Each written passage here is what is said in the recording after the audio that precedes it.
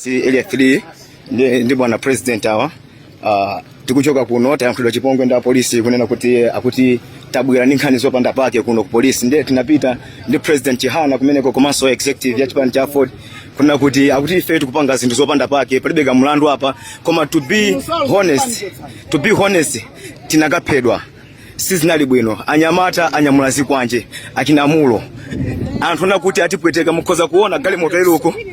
galimoto iyi glass lapkanyika aphwanya glass imene ndi miyala yonse imene anyamata MCB amaponya.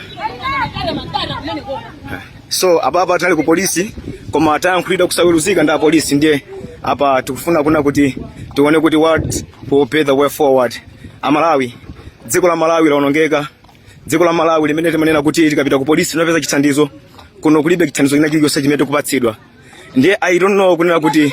chipani cha Ford chikayamba kubwezera zikhala bwanji I don't know koma tikupempha Malawi kuna kuli konse kumene kuli kuti pemphererani dziko la Malawi pamene tikupita kuchisankho chonde dziko zinthu sizili bwino apolisi atiyankhula kusawiruzika ndi apa ndi president Chihana tikupita ku maoffice akuluakulu ku nthambi ya kuno ku polisi zikomo kwambiri dzina ndilomwe lija Ahmad Maloko one kaki